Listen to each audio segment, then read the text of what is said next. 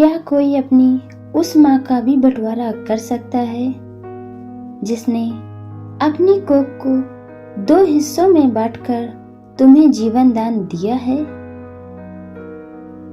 प्रयागराज के इस आलीशान बंगले में एक माँ हर 15 दिन में अपना सामान समेटती थी, क्योंकि उसके बेटों ने उसे इंसान नहीं बल्कि एक सामान समझकर उसका बंटवारा कर दिया था।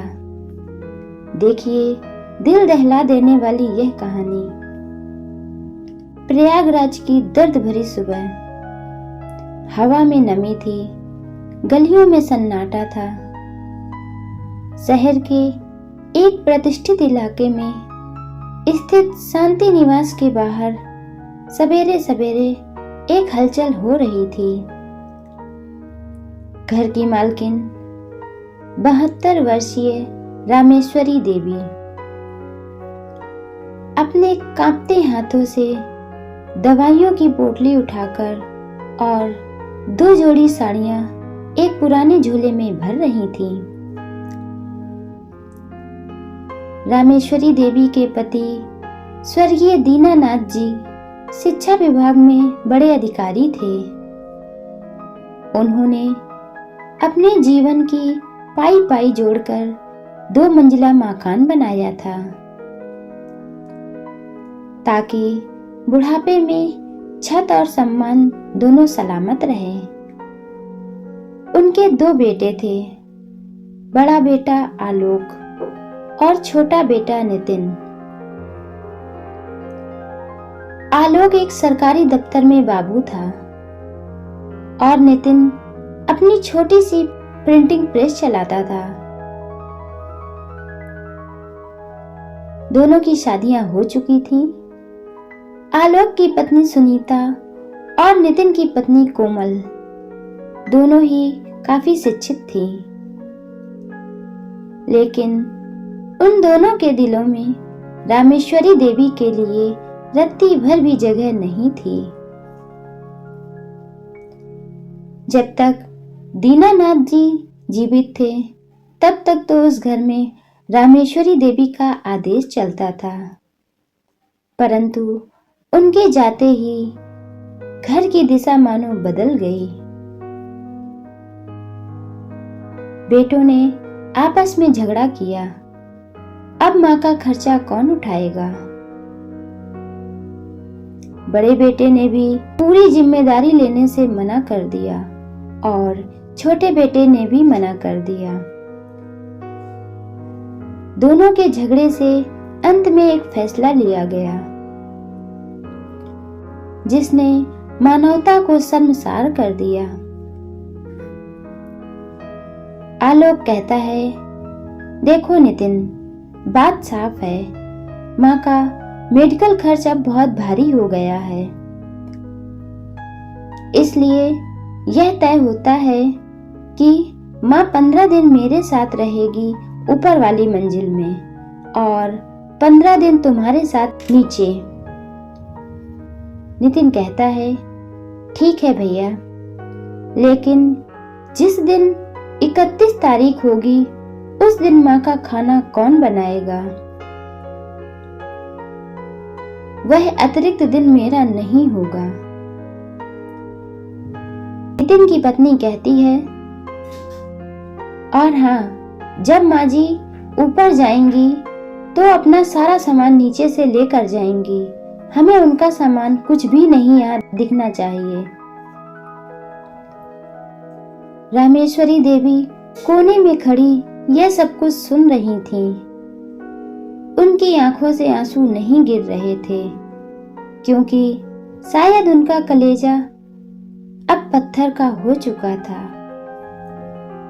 जिस घर की हर एक ईंट को उन्होंने अपनी मेहनत से बनाया था, आज वही घर उनका पराया हो चुका था। एक दिन रामेश्वरी देवी की तबीयत थोड़ा खराब थी। उन्हें तेज बुखार था। सुबह के 10 बज चुके थे, लेकिन ऊपर की मंजिल पर रहने वाली सुनीता ने उन्हें चाय तक नहीं दी। बहुत देर होने के बाद रामेश्वरी देवी थोड़ा हिम्मत करके कहती हैं, बेटा, सर बहुत भारी लग रहा है, क्या आज चाय मिलेगी? सुनीता किसी से फोन पर बात कर रही थी। कहती है, माँ जी, अभी नाश्ता बन रहा है। वैसे भी आज 15 तारीख है, आज से हमारे यहाँ का टाइम पूरा हो गया है। आपको आज दोपहर को नीचे नितिन के यहाँ जाना है, वहीं आपका खाना बनेगा। भूख और बुखार से तड़पती रामेश्वरी देवी चुपचाप अपनी लाठी लेकर सीढ़ियों के पास बैठ गई। वह घड़ी की सुइयों को देख रही थी, मानो अपनी ही संतानों के घर में प्रवेश का समय मांग रही हूं।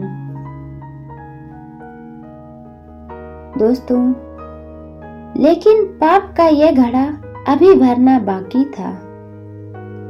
उस रात रामेश्वरी देवी ने खिड़की के पास छिपकर आलोक और नितिन की सारी बातें सुनी।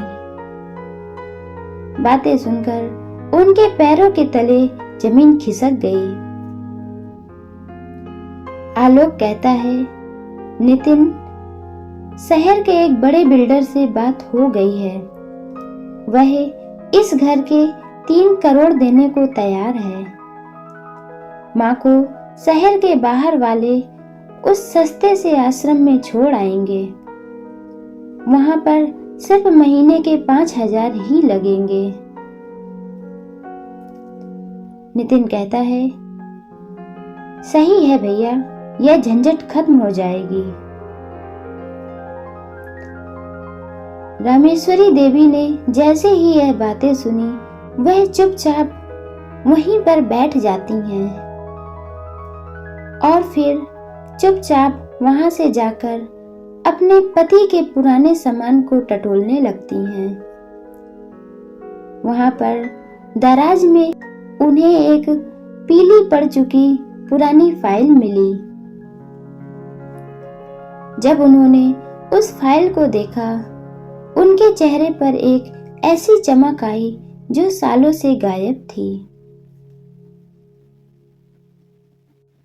दोस्तों, क्या एक माँ अपने ही घर से बेदखल हो जाएगी, या रामेश्वरी देवी के पास कोई ऐसा राज था जो बेटों के होश उड़ा देगा? चलिए आगे देखते हैं। घर में जश्न का माहौल था। आलोक और नितिन ने बिल्डर के साथ सौदा तय कर लिया था। घर के बाहर बिकाऊ का बोर्ड लगने ही वाला था। सुनीता और कोमल नए गहनों और बड़े फ्लैट के सपने देख रही थीं। तभी वहां बिल्डर आते हैं। आलोक बिल्डर से बात कर रहा था। कागज तैयार हैं, बस माँ के अंगूठे के निशान चाहिए। वह तो मैं दिलवा ही दूंगा। उसे क्या पता क्या बिक रहा है और क्या नहीं। नितिन कहता है, हाँ, माँ को कह देंगे यह पेंशन के पेपर हैं और शाम तक उसे शहर के बाहर आश्रम में छोड़ आएंगे। तभी कमरे के दरवाजे पर एक साया दिखाई दिया, रामेश्वरी देवी का, जिन्होंने पिछले कई सालों से अपना सिर झुकाकर रखा था। आज उनकी रीढ़ की हड्डी सीधी हो गई थी। उनके हाथ में वह पीली फाइल आ चुकी थी जिसका राज शायद उसके बेटे नहीं जानते थे। रामेश्वरी देवी धीरे धीरे चलकर मेज के पास आईं। उन्होंने बिल्डर के सामने रखे चेक को उठाकर फाड़ दिया और हवा में उछाल दिया। तभी बड़ा बेटा गुस्से में कहता है, माँ क्या पागल हो गई हो?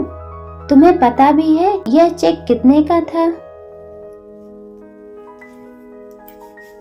रामेश्वरी देवी सख्त आवाज में कहती हैं, पागलपन मैंने तब किया था आलोक, जब तुम जैसे सांपों को दूध पिलाया। यह घर तुम्हारे पिता ने तुम्हारे नाम पर नहीं बल्कि मेरे नाम पर खरीदा था, और वसीयत में साफ साफ लिखा है, जब तक मैं जीवित हूं इस घर की एक ईंट को कोई हिला नहीं सकता है। माँ की बातें सुनकर कमरे में सन्नाटा फैल गया। नितिन ने झपट कर फाइल छीनी और पन्ने पलटने लगा। उसके चेहरे का रंग सफेद पड़ गया। वसीयत के हर पन्ने पर दीनानाथ जी के हस्ताक्षर थे और घर का मालिकाना हक पूरी तरह रामेश्वरी देवी का था। जैसे ही बेटों को पता चला कि घर पर सिर्फ उनकी माँ का ही हक है, उनके सुर बदल गए। उन्होंने माँ को घर अपने नाम करने के लिए कहा, परंतु रामेश्वरी देवी ने ऐसा नहीं किया और बिल्डर वहां से चुपचाप चला गया। अगले दिन सुबह बहू सुबह सुबह अपनी माँ के लिए चाय लेकर आती है और उनके पैर भी दबाने लगी। अरे माँ जी, हम सब तो बस मजाक कर रहे थे, हम आपको कहीं नहीं भेज रहे थे। सुनीता भी आई। हाँ हाँ चलिए माँ जी, ऊपर चलिए, मैंने आपके लिए गर्मा गर्म पराठे बनाए हैं। बहुओं को देखते हुए रामेश्वरी देवी हंसकर कहती हैं, पराठे? वहीं पर पराठे मिलेंगे जहां कल राशन खत्म हो गया था और मेरे लिए एक कप चाय भी नहीं थी। तुम सब सुन लो कान खोलकर, अब इस घर में बंटवारा होगा, लेकिन मेरा नहीं, तुम सबका। रामेश्वरी देवी ने पुलिस और एक वकील को बुलाया। उन्होंने सबके सामने अपना फैसला सुनाया। रामेश्वरी देवी कहती हैं, वकील साहब, इस घर के 2 हिस्से कीजिए, लेकिन इन बेटों के लिए नहीं। मैंने यह फैसला किया है कि शांति निवास का आधा हिस्सा उन अनाथ बच्चों का होगा जिनके पास रहने के लिए छत नहीं है, और बाकी के आधे हिस्से में मैं रहूंगी। माँ की बात सुनकर नितिन ने कहा, और हम सब कहाँ जाएंगे माँ? रामेश्वरी देवी कहती हैं, तुम वहीं जाओगे जहां तुम मुझे भेजना चाहते थे। अपना सामान समेटो और 1 घंटे के भीतर मेरा घर खाली करो। आज से तुम मेरे लिए मर चुके हो, अब हमारा कोई रिश्ता नहीं है। बेटों ने बहुत गिड़गिड़ाया, माँ के पैर पकड़े, हाथ जोड़े। बहुएं भी रोने का नाटक कर रही थीं, परंतु अब रामेश्वरी देवी का दिल पिघलने वाला नहीं था। उन्होंने पुलिस के सामने आलोक और नितिन को अपना सामान लेकर निकल जाने को कहा। शाम ढल रही थी। शांति निवास के आंगन में अनाथ बच्चों की किलकारियां गूंज रही थीं। जो घर कल तक नफरत और लालच की दीवारों से घिरा हुआ था, आज वह घर प्रेम और मानवता का मंदिर बन चुका था। रामेश्वरी देवी अब उन अनाथ बच्चों की बड़ी मां बन गई थीं। दोस्तों, जो रामेश्वरी देवी ने किया, क्या वह एक मां का गुस्सा था या अपनी गरिमा की रक्षा? जरा सोचिए, अगर आप उनकी जगह होते तो क्या अपने बेटों को माफ कर देते या उन्हें घर से निकाल देते? अपनी राय कमेंट बॉक्स में जरूर लिखिए। आपका एक कमेंट किसी की सोच बदल सकता है। दोस्तों, आज हमारे समाज में ऐसी हजारों रामेश्वरी देवी सिसक रही हैं, जो अपने बेटों के अत्याचार से पीड़ित हैं।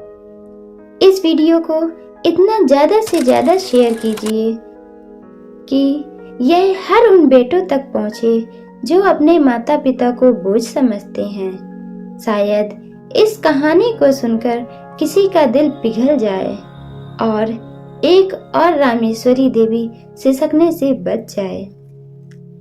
अगर आपको यह दिल छू लेने वाली कहानी पसंद आई हो तो वीडियो को लाइक करें।